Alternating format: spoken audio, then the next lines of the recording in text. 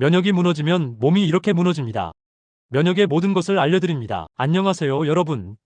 요즘 면역력 참 많이 들어보셨죠? 코로나19를 겪으면서 면역의 중요성이 그 어느 때보다 강조되고 있습니다. 오늘은 내 몸을 지키는 면역력을 키우는 효과적인 방법에 대해 이야기해 보겠습니다. 면역이란 무엇이고, 면역력이 떨어지면 어떤 일이 생기는지, 그리고 면역력을 높이는 생활습관과 음식에는 무엇이 있는지 차근차근 알아보겠습니다. 면역이란 무엇인가요? 먼저 면역의 개념부터 짚어볼까요? 면역이란 한마디로 내 몸을 지키는 방어 시스템입니다. 우리 몸에는 보이지 않는 보호막처럼 면역 체계가 있어서 각종 세균, 바이러스, 해로운 물질로부터 몸을 지켜줍니다. 흔히 저는 면역력을 내 몸 안의 100명의 의사라고 표현합니다. 그만큼 면역세포들은 내가 알아채기도 전에 몸속에 침입한 나쁜 물질과 싸워서 몰아내는 중요한 역할을 합니다. 우리가 일상에서 접하는 공기, 음식, 물건들에는 눈에 보이지 않는 세균, 바이러스, 미세먼지, 곰팡이 같은 각종 병원체가 존재합니다. 건강할 때는 이러한 병원체가 들어와도 별 문제 없지만 내 몸의 경계태세, 즉 면역력이 약해진 틈을 타면 이 병원체들이 활개치며 감염을 일으킬 수 있습니다. 반대로 똑같은 바이러스에 노출되어도 어떤 사람은 감염되어 크게 앓는 반면 어떤 사람은 무증상으로 지나가거나 금방 낫기도 합니다. 이 차이가 바로 개인별 면역력의 차이 때문입니다.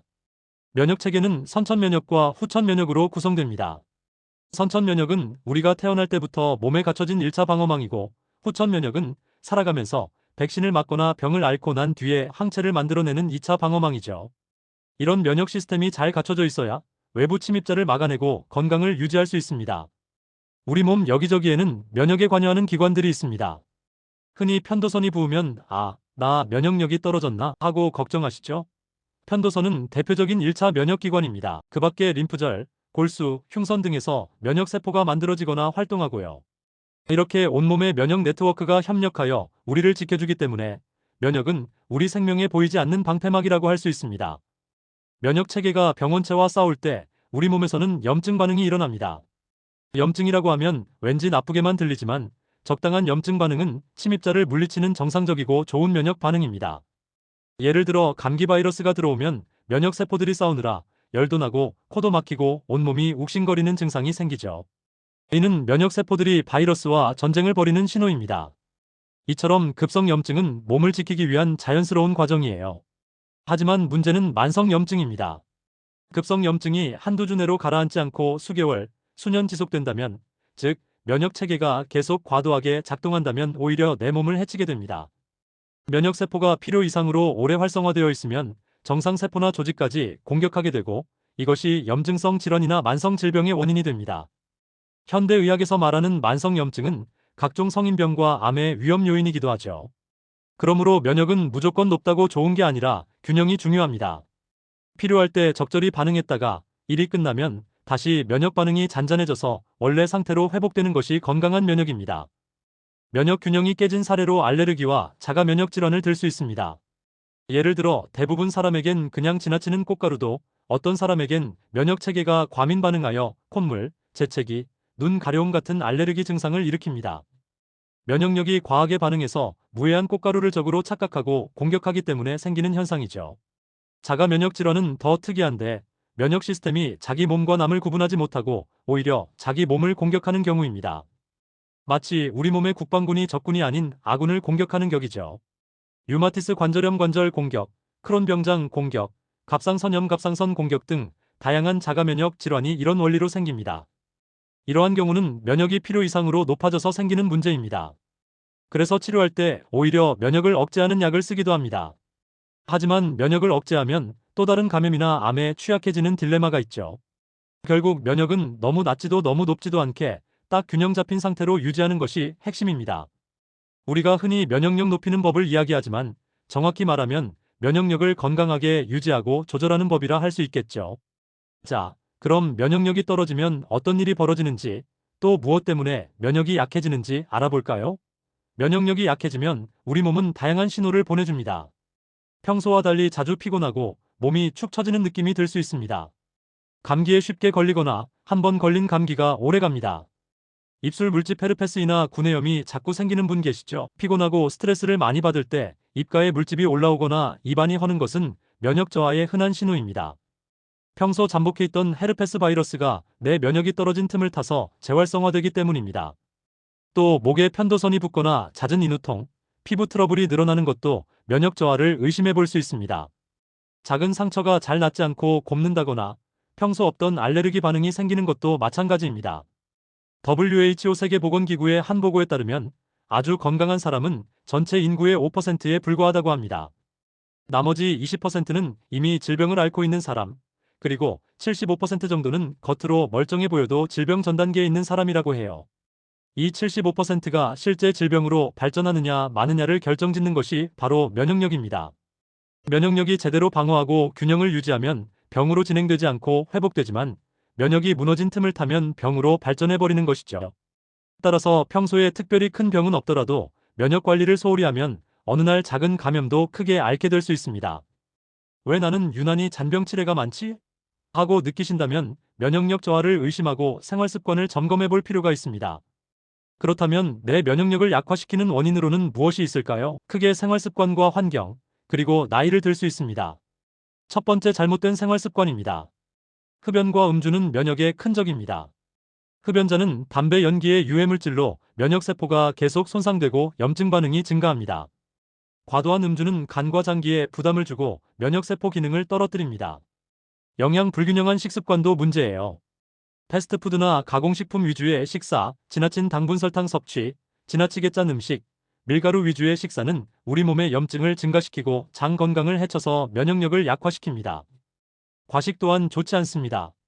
한 번에 많이 먹으면 소화기관이 과부하되어 면역체계가 제대로 작동하지 못합니다. 식사 후 혈당이 급상승하고 혈관 내 염증이 생길 수도 있죠. 늘 속이 더부룩하고 소화가 안 된다면 면역력이 떨어질 수밖에 없습니다. 운동 부족도 면역 저하 요인입니다. 신체 활동이 거의 없으면 혈액순환이 나빠지고 면역세포의 순환도 둔해집니다. 또한 근육량이 너무 적으면 면역세포를 만들어내는 데 필요한 신진대사가 원활하지 않습니다. 반대로 무리한 과로나 과도한 운동 역시 몸에 스트레스를 줘 면역을 떨어뜨릴 수 있으니 균형 잡힌 적당한 활동이 중요합니다. 두 번째, 스트레스와 수면 부족입니다.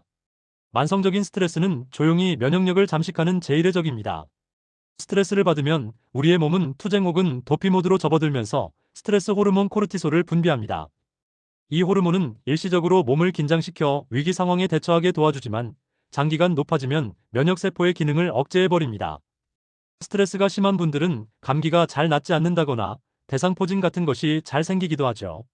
또한 잠을 제대로 못 자는 것도 면역에 치명적입니다. 수면 중에 면역세포가 재충전되고 손상된 조직도 회복하는데 만성 수면 부족 상태에서는 그런 회복이 이루어지지 않아 면역력이 곤두박질 치게 됩니다. 세 번째, 나이와 면역 노화입니다. 나이가 들수록 자연히 면역 기능도 떨어지는 경향이 있습니다. 특히 60대 이후로는 면역세포의 활성도가 젊을 때보다 낮아지고 백신을 맞아도 항체 형성률이 떨어지는 등 면역 노화 현상이 나타납니다. 35세를 넘으면 서서히 면역력이 감소한다는 말도 있는데 이는 젊은 시절보다 세포 재생 능력이 둔해지기 시작하는 시점이라는 의미입니다. 물론 나이가 들었다고 해서 모두 면역력이 약한 것은 아닙니다. 평소 얼마나 건강관리를 하고 꾸준한 습관을 유지했느냐에 따라 생물학적 면역 나이는 크게 차이날 수 있습니다. 70대이셔도 50대만큼 면역력이 탄탄한 분이 있는 반면 40대인데도 면역력이 많이 약해진 분도 있습니다. 결국 나이보다 생활습관 관리가 면역력에 더 큰 영향을 미친다는 것이죠. 네 번째, 유전과 환경입니다. 면역력에는 유전적인 요인도 일부 있습니다. 부모로부터 타고난 체질이나 면역 관련 유전자가 영향을 줄 수 있습니다. 그러나 유전보다 더 중요한 건 생활 환경과 습관이에요. 아버지가 암이었으니 나도 암에 걸릴까 걱정하시기보다 아버지와 같은 생활 습관을 하면 나도 병에 걸릴 확률이 높다라고 생각하시는 게 맞습니다. 실제로 공기가 좋은 곳으로 이사했더니 난치성 아토피나 비염이 씻은 듯 좋아진 사례도 있습니다. 하지만 모든 사람이 제주도로 이사갈 순 없고 환경을 단번에 바꾸기 어렵다면 내 몸의 내부 환경이라도 좋게 바꾸는 수밖에 없습니다. 결국 내가 먹고 자고 움직이는 습관을 바꾸는 것이 면역력을 개선할 수 있는 가장 현실적이고 확실한 길입니다. 지금까지 면역의 개념과 면역력을 떨어뜨리는 요인들을 알아봤습니다. 이제부터는 면역력을 높이는 효과적인 방법들을 본격적으로 살펴보겠습니다. 특히 음식과 생활 습관을 중심으로 누구나 실천할 수 있는 면역 강화 비법을 알려드릴게요. 면역력을 높이는 생활습관 첫 번째 균형 잡힌 식사와 면역력 식습관 개선입니다. 내가 먹는 것이 곧 나 자신이다라는 서양 격언이 있습니다. 그만큼 무엇을 먹느냐가 우리 몸 건강, 특히 면역력에 큰 영향을 미칩니다. 면역을 높이기 위해서는 첫째도 식습관, 둘째도 식습관이라고 해도 과언이 아닙니다. 우선 영양소가 균형 잡힌 식사를 하는 것이 기본입니다. 단백질, 비타민, 무기질, 식이섬유 등이 고루 들어가야 면역세포들이 제대로 만들어지고 활동할 수 있거든요. 면역세포는 단백질로 구성되므로 살코기, 생선, 달걀, 콩 등 양질의 단백질 섭취가 중요합니다. 비타민과 미네랄은 면역세포의 조효소 역할을 하는데 특히 비타민 C, 비타민 D, 아연진, 셀레늄 세이 등이 면역에 관여합니다. 이들은 과일, 채소, 해산물 등에 풍부하죠. 가공식품, 패스트푸드, 단 음식은 최대한 줄이고 신선한 식재료 위주의 식단을 드시는 것이 좋습니다. 당분과 포화지방이 많은 음식은 체내 염증 수치를 올리고 몸속 유익균보다는 유해균이 늘어나게 해서 면역력을 떨어뜨립니다. 대신 채소, 과일, 통곡물, 견과류처럼 자연에 가까운 음식들을 충분히 섭취하세요. 또 과식을 피하고 적당한 양으로 드시는 것도 면역력 유지의 핵심입니다. 폭식을 하면 음식물을 분해하고 흡수하느라 소화기관에 온 에너지가 몰리게 되고 정작 면역 기능에는 쓸 여력이 부족해집니다. 실제로 한 연구에 따르면 한 번에 과식을 하면 식후 혈액 속 면역세포 기능이 일시적으로 떨어지고 염증 물질이 증가한다고 합니다. 항상 배가 부를 정도로 드시기보다는 약간 모자란 듯 식사하는 소식 습관을 들이세요. 특히 밤늦은 폭식, 야식은 피하고 규칙적인 식사 시간을 유지하는 것이 좋습니다. 식사 때는 꼭꼭 씹어 천천히 드시는 것도 중요합니다.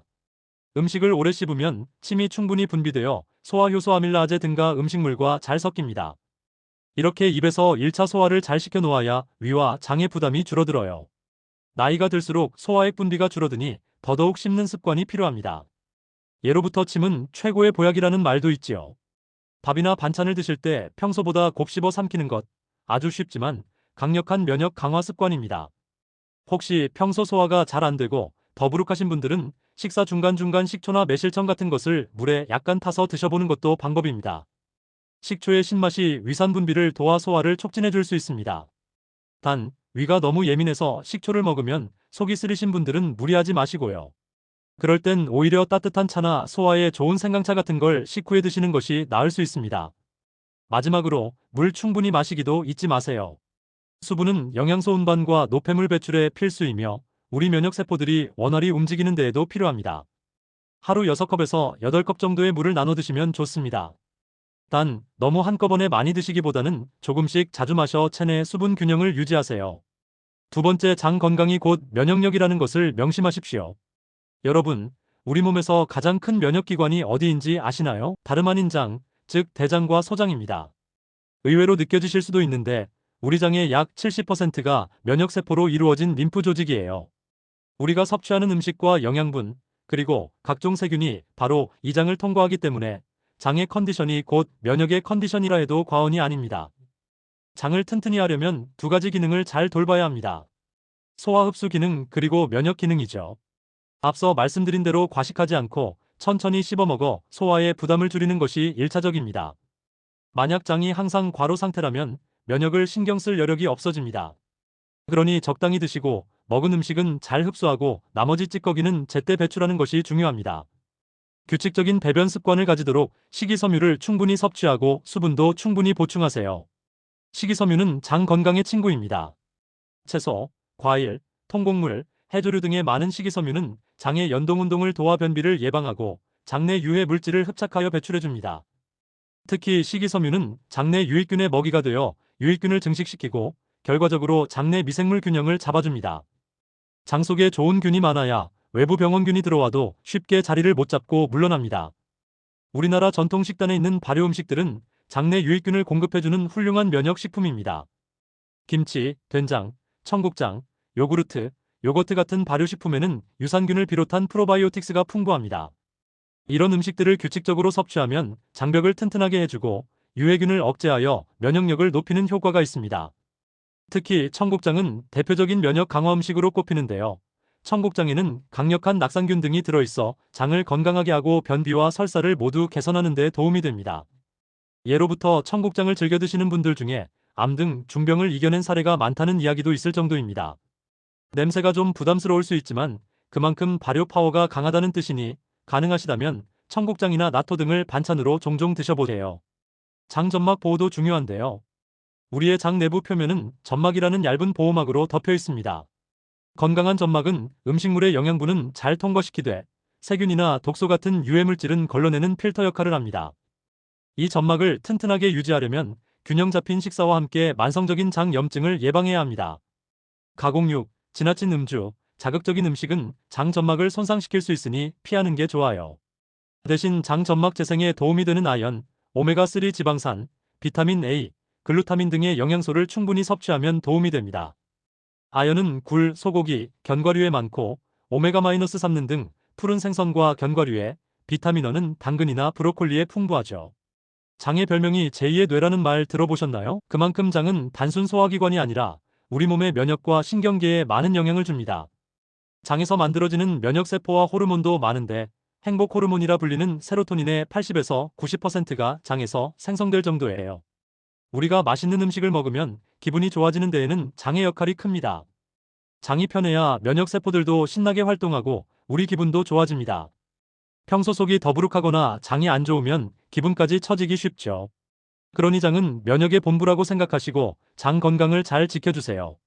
규칙적인 식사, 충분한 식이섬유와 수분 섭취, 발효 음식으로 유익균 공급, 과식과 자극적 음식 피하기 이 네 가지만 기억하시면 장 건강을 지키고 면역력을 높이는 데 큰 도움이 될 것입니다. 세 번째, 면역력 높이는 음식들입니다. 앞서 식습관 전반을 말씀드렸는데요. 이번에는 특별히 면역력을 높이는데 좋은 음식 12가지를 짚어보겠습니다. 하나하나 왜 좋은지도 같이 알아볼게요. 면역 강화 음식 하면 제일 먼저 떠오르는 것이 마늘입니다. 마늘에는 알리신 ALLICIN이라는 성분이 풍부한데 이 알리신이 강력한 항균항 바이러스 작용을 합니다. 실제로 마늘을 자주 먹으면 감기 발생률을 낮추고 걸리더라도 빠르게 낫는다는 연구들이 있습니다. 날마늘보다는 살짝 익혀서 먹거나 다진 마늘을 음식에 곁들여 꾸준히 섭취해보세요. 마늘 특유의 냄새 때문에 꺼리시는 분도 있지만 요즘은 흑마늘처럼 발효시켜 드시거나 마늘즙 형태로 나온 건강식품도 있으니 활용하셔도 좋겠습니다. 토마토는 먹는 보약이라고 할 정도로 영양이 풍부합니다. 특히 라이코펜과 비타민C가 많아서 항산화 효과가 뛰어나고 면역세포를 보호해줍니다. 라이코펜은 암 예방에도 좋은 것으로 유명하지요. 토마토는 그냥 생으로 드셔도 좋고 살짝 익히면 라이코펜 흡수율이 높아집니다. 중장년 분들은 토마토를 갈아서 주스로 드시거나 설탕 조금 뿌려서 반찬처럼 드시는 분들도 계신데 어떤 형태든 꾸준히 드시면 면역력 증진에 도움이 됩니다. 견과류는 보물 창고입니다. 그 중에서도 아몬드는 면역력 향상에 으뜸가는 견과류로 꼽힙니다. 아몬드에는 비타민 E와 불포화 지방산, 폴리페놀 등 항산화 성분이 풍부합니다. 비타민 E는 노화로 인한 면역 저하를 막아주고 면역세포의 기능을 높여줍니다. 하루 한 줌의 아몬드나 견과류를 드시면 몸에 좋은 지방과 함께 미네랄도 공급되어 면역 강화에 도움이 됩니다. 단, 생아몬드가 위에 부담된다면 한번 볶은 아몬드나 견과를 드세요. 호두, 캐슈너트, 땅콩 등 다른 견과류도 골고루 드시면 좋습니다. 흰쌀밥보다 보리밥 좋아하시는 분들 계실 텐데요. 잘하시는 습관입니다. 보리나 귀리 같은 통곡물에는 베타글루칸이라는 면역력 증강 성분이 함유되어 있습니다. 베타글루칸은 우리 면역세포 특히 대식세포를 활성화시켜서 병원체를 잡아먹는 능력을 높여준다고 알려져 있습니다. 또한 통곡물은 식이섬유도 풍부해서 장 건강에도 이롭죠. 식사 때 흰쌀밥 대신 보리밥, 귀리밥 등 잡곡밥을 드시면 면역에도 좋고 노화 방지에도 도움이 됩니다. 초기에는 잡곡의 식감이 낯설 수 있지만 천천히 비율을 늘려가며 드셔보세요. 아침에 커피 한 잔으로 시작하는 분들 많으시죠? 가끔은 커피 대신 녹차나 홍차로 바꿔보시면 어떨까요? 녹차와 홍차에는 카테킨 등 강력한 항산화 물질이 들어있어서 면역력을 높이고 노화 방지에 도움을 줍니다. 특히 녹차의 카테킨은 바이러스를 무력화하는 효과도 일부 있다고 합니다. 하루에 녹차 두세 잔 정도 꾸준히 마시면 면역세포의 기능을 지원하고 염증 수치를 낮추는 데 도움이 될 거예요. 홍차도 폴리페놀 성분이 풍부해 비슷한 효과를 냅니다. 단, 카페인이 있어 많이 드시면 불면증이 올 수 있으니 하루 23잔 정도 적당히 드세요. 위에서 장 건강 때도 언급했지만 발효식품은 면역 강화 음식의 대표 주자입니다. 그중 청국장을 다시 한번 강조드릴게요. 청국장은 콩을 발효시킨 음식으로 단백질과 유익균, 효소가 풍부합니다. 청국장, 된장, 김치 같은 전통 발효 음식이나 요구르트, 치즈, 김치 유래, 유산균 음료 등을 꾸준히 섭취하면 장내 유익균이 늘어나 면역력이 올라갑니다. 연구에 따르면 프로바이오틱스를 충분히 섭취한 사람들은 감기나 장염에 걸리는 빈도도 낮고 설령 걸려도 증상이 약하게 지나간다고 합니다. 냄새나 맛 때문에 발효 음식 드시기 힘들다면 알약 형태의 프로바이오틱 보충제를 드셔도 좋습니다. 요즘은 캡슐로 좋은 유산균 제품이 많이 나와 있으니 약국이나 병원 상담을 통해 본인에게 맞는 균주로 골라보세요.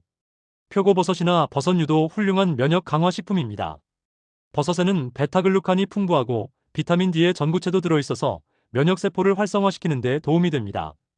특히 표고버섯, 상황버섯 등에 들어있는 다당체들은 면역력을 끌어올리고 백혈구 생성을 도와주는 것으로 알려져 있습니다. 버섯을 자주 먹는 사람들은 NK세포 자연살의 세포 활성도가 높아 암 예방에도 좋다는 보고도 있습니다. 버섯은 국이나 찌개, 볶음 등 어디에 넣어도 감칠맛이 나고 맛있죠. 표고버섯, 느타리버섯, 팽이버섯 등 다양하게 요리에 활용해보세요. 아연과 셀레늄은 면역세포의 기능을 정상화하고 항산화 작용을 돕는 중요한 미네랄입니다. 아연지에는 주로 살코기, 굴, 돼지고기, 닭고기, 견과류 등에 많습니다. 특히 굴은 바다의 우유라 불릴 정도로 아연이 풍부한데요. 아연이 부족하면 면역력이 뚝 떨어져서 감염에 취약해지니 음식으로 잘 챙겨 드시는 게 좋아요. 셀레늄 세이은 견과류 브라질너트, 생선, 해조류, 조개류에 많이 들어있습니다. 셀레늄 역시 강력한 항산화 미네랄이라서 면역세포를 보호하고 바이러스 증식을 억제합니다. 한국인의 밥상에서는 특히 조개, 바지락, 굴 같은 해산물에 셀레늄이 많으니 국이나 찜으로 자주 드시면 좋겠죠. 다만 고기는 기름기 적은 부위 위주로, 육류는 일주일에 23번 적당량 드시면 됩니다. 너무 많이 드시면 오히려 지방과 열량 과다로 건강을 해칠 수 있으니 약이 드는 만큼만 드시는 게 중요합니다. 브로콜리는 세계 10대 슈퍼푸드에 늘 꼽히는 채소입니다. 비타민C, 비타민 A, 비타민 E 등 항산화 비타민이 풍부하고 엽산과 식이섬유도 많아 면역력 향상과 암 예방에 좋습니다. 브로콜리에 들어있는 설포라판 같은 파이토케미컬은 우리 몸의 해독 효소를 활성화해 독소 배출을 돕고 면역 체계를 깨끗하게 해줍니다. 브로콜리 외에도 시금치, 케일, 양배추 같은 녹색 채소들은 비슷한 역할을 합니다. 가능하면 매끼 식사에 푸른 채소 반찬 한 가지 이상 포함시키고 살짝 데치거나 쪄서 드시면 영양 흡수율도 높고 좋습니다. 비타민C가 풍부한 오렌지, 귤, 레몬, 자몽 등의 감귤류 과일도 빼놓을 수 없죠. 비타민C는 면역세포 특히 백혈구의 기능을 높여주고 체내 항체 형성을 도와 감염에 대항하는 힘을 키워줍니다. 감기에 비타민C가 좋다는 말 다들 들어보셨을 텐데요. 평소에 과일을 통해 비타민C를 충분히 보충하면 감염 예방에 도움이 됩니다. 하루 한 2개의 귤이나 오렌지를 드시거나 키위를 드시는 것도 좋습니다. 단, 과일이라도 당분이 있으니 과다 섭취는 피하고 적당량을 규칙적으로 드세요. 향신료 중에서도 생강은 몸을 따뜻하게 해주고 면역력을 높여주는 식재료입니다. 생강의 매운맛 성분인 진저롤은 항염, 항산화 작용이 있어 목감기나 몸살 기운이 있을 때 생강차를 마시면 증상 완화에 도움이 됩니다. 또한 강황울금의 커큐민 성분도 항염 효과가 뛰어나 면역 조절에 도움을 줍니다. 인도 요리에 강황이 많이 들어가는 것이 건강 비결 중 하나로 꼽히기도 하죠. 우리 식단에서는 강황을 카레로 즐길 수 있는데 카레 가루에 강황이 많이 들어 있습니다. 너무 맵지 않은 카레를 가끔 드시는 것도 면역력에는 도움이 됩니다. 이러한 허브나 향신료들은 한꺼번에 많이 먹긴 어렵지만 요리에 양념으로 자주 활용하면 약효를 꾸준히 누릴 수 있습니다. 로즈마리, 오레가노, 타임 같은 서양 허브들도 항산화 효과가 뛰어나니 스테이크나 생선 구우실 때 살짝 뿌려 풍미도 더하고 건강 효과도 얻어보세요. 마지막으로 다양한 허브들은 향만 좋은 게 아니라 우리 몸에 유익한 피토케미컬을 함유하고 있습니다. 그중 로즈마리는 강력한 항산화 효과로 유명한 허브입니다. 로즈마리에 든 로즈마리산 성분은 면역 체계의 염증 반응을 조절하고 세포를 보호하는 데 도움이 됩니다. 말린 로즈마리를 차로 우려 마시거나 고기 요리할 때 넣으면 특유의 향과 함께 건강 효과를 얻을 수 있습니다. 그 밖에 타임, 오레가노, 바질 같은 허브들도 항균 작용과 면역 조절에 일부 도움을 주는 것으로 알려져 있으니 음식의 양념으로 활용해 보세요. 비록 소량이지만 자주 섭취하면 우리 몸에 긍정적인 영향을 줄 수 있습니다. 이상으로 대표적인 면역 증강 음식들을 살펴봤습니다. 음식으로 영양을 고루 섭취하는 것이 가장 자연스럽고 좋은 면역 관리법입니다. 혹시 음식만으로 부족한 부분이 있다면 영양제의 도움을 받을 수도 있어요. 비타민 D, 프로폴리스, 홍삼, 아연, 셀레늄 보충제 등도 면역에 도움이 된다고 알려져 있습니다. 하지만 어디까지나 보조수단일 뿐 기본은 균형 잡힌 식사라는 점을 기억하세요. 그리고 면역력을 높이는 데 운동은 필수입니다. 규칙적인 운동은 혈액순환을 촉진하고 면역세포들을 활성화시킵니다. 운동을 하면 체온이 약간 올라가는데 이 환경에서 면역세포들이 더 활발히 움직이고 외부 침입자와 싸우는 능력이 높아집니다. 또 땀을 통해 노폐물 배출도 잘 되고요. 특별히 어려운 운동이 아니어도 괜찮습니다. 빨리 걷기, 가벼운 조깅, 자전거 타기, 수영, 맨손 체조 등 본인 체력에 맞는 유산소 운동을 꾸준히 해보세요. 일주일에 35회, 한 번에 30분 1시간 정도 가볍게 땀이 배는 운동이면 충분합니다. 중장년층의 경우 근력 운동도 함께 해주시면 좋습니다. 나이가 들수록 근육량이 줄어드는데 근육은 우리 몸의 중요한 면역 저장고 역할을 합니다. 근육 속에 면역세포가 머물기도 하고 근육에서 생성되는 여러 호르몬이 면역에 영향을 줘요. 무거운 중량을 드는 헬스까지는 아니더라도 가벼운 아령 운동이나 스쿼트, 계단 오르기, 맨몸 운동 등으로 근육을 자극해주면 면역 증진에 도움이 됩니다. 특히 다리 근육을 강화하면 전신 혈액순환이 좋아지고 면역세포 순환도 촉진됩니다. 예를 들어 TV 보실 때 가만히 있지 마시고 의자에 앉아 양쪽 다리를 번갈아 10초씩 들어 올리는 동작을 해보세요. 허벅지 앞쪽과 안쪽 근육이 당기면서 단련되는데 이런 작은 습관이 모여 면역력을 끌어올릴 수 있습니다. 충분한 휴식과 수면도 잊지 말아야 합니다. 운동을 열심히 한 후에는 몸이 회복할 시간을 줘야 면역이 강해집니다. 잠을 잘 때 우리 몸의 면역 체계가 정보를 정리하고 손상 부위를 고칩니다. 밤 11시 새벽 2시 사이에 면역 조절 호르몬 분비가 왕성하니 이 시간에는 숙면을 취하고 있는 것이 이상적입니다. 78시간 정도 양질의 수면을 취하면 좋고 깊은 잠을 잘 수 있도록 취침 전 스마트폰 사용을 줄이고 방을 어둡게 하는 등의 수면 위생도 지키세요. 낮에 피곤하면 20분 안팎의 짧은 낮잠도 면역력에 도움이 됩니다. 또한 휴식은 단순히 잠자는 것만 뜻하지 않습니다. 정신적인 휴식, 즉 스트레스를 풀어주는 것도 포함됩니다. 스트레스가 만성화되면 아까 말씀드린 대로 면역력이 뚝 떨어지므로 하루하루 마음의 안정과 여유를 찾는 노력이 필요합니다. 좋아하는 음악을 듣거나 가벼운 산책을 하거나 취미생활에 몰입하는 시간이 면역에는 보약입니다. 내 마음이 즐거울 때 면역세포들도 신나서 잘 싸운다고 생각하시면 됩니다. 마음 건강과 신체 면역은 뗄 수 없는 관계입니다. 특히 스트레스가 심하면 등줄기가 뻣뻣해지고 아프다는 말 많이들 하시죠?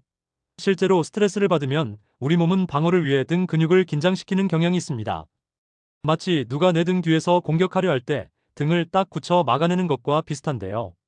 이렇게 지속적인 긴장은 척추를 타고 흐르는 자율신경에까지 영향을 주어 결국 면역 기능을 조절하는 신경신호를 방해하게 됩니다. 우리 등뼈 척추 안에는 척수신경이 길게 연결되어 있고 이 신경 다발에서 몸 곳곳의 장기로 향하는 자율신경이 뻗어나갑니다. 자율신경은 우리가 의식하지 않아도 심장박동, 소화운동, 체온 조절 등 생명 유지에 필요한 기능을 자동으로 조절해주죠. 그런데 만약 스트레스나 잘못된 자세로 등이 굽어있고 근육이 뭉쳐있다면 어떻게 될까요? 척추 사이로 지나가는 신경이 눌려서 위, 장, 심장 등 각 장기에 보내는 신호가 원활하지 못하게 됩니다. 특히 위와 장 운동은 자율신경의 지배를 받는데 등이 굽고 긴장된 상태에서는 제대로 움직여야 할 때 적절한 신호를 못 받아 소화불량, 가스참, 변비 등의 문제가 생길 수 있습니다. 환자분들 중에 속이 더부룩하고 소화가 안 돼요 하고 오시는 분들의 자세를 보면 대개 등이 많이 굽어 있고 어깨가 잔뜩 올라가 있는 경우가 많습니다. 그러므로 면역력을 높이려면 등을 펴는 것부터 시작하라는 말이 있습니다.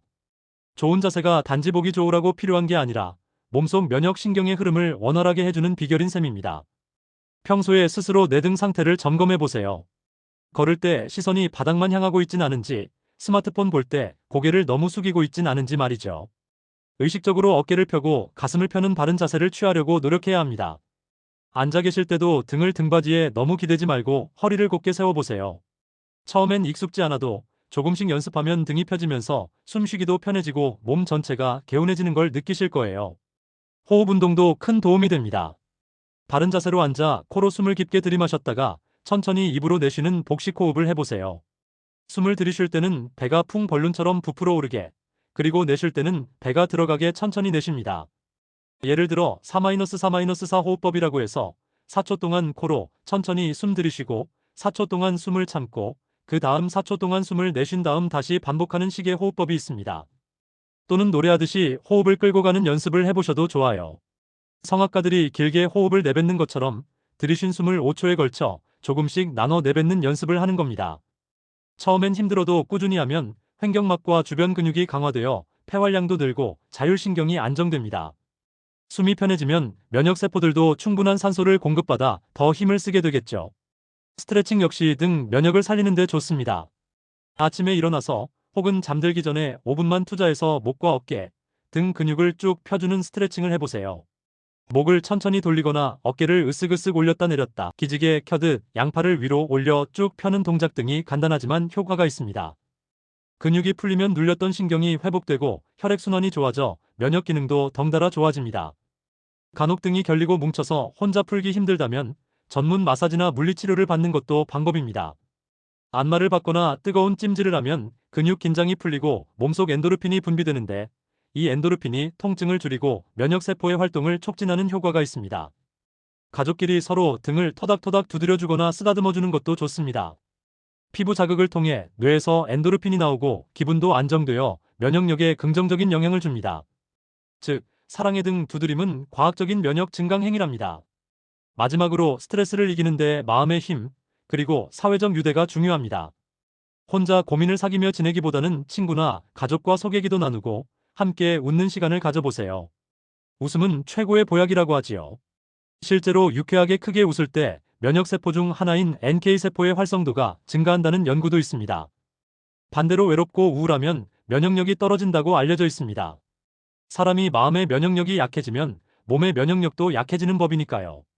그러니 사람들과 따뜻한 정을 나누고 긍정적인 마음을 유지하려는 노력이 면역력을 높이는 마지막 퍼즐 조각이라고 할 수 있습니다. 면역력, 하루아침에 생기지 않습니다. 지금까지 면역력을 높이는 효과적인 방법들을 살펴봤습니다. 한마디로 정리하면 내가 할 수 있는 좋은 습관을 꾸준히 실천하고 해로운 습관은 멀리하는 것이 곧 면역력을 지키는 길입니다. 특별한 비법이나 기적의 묘약이 있는 게 아닙니다. 결국 기본으로 돌아가 규칙적인 생활, 균형 잡힌 식사, 적절한 운동, 충분한 휴식과 긍정적인 마음가짐이 최고의 면역 증강제입니다. 처음엔 변화가 미미해 보여도 실망하지 마세요. 면역력은 하루아침에 쑥 올라가는 게 아니라 서서히 그리고 꾸준히 향상되는 것입니다.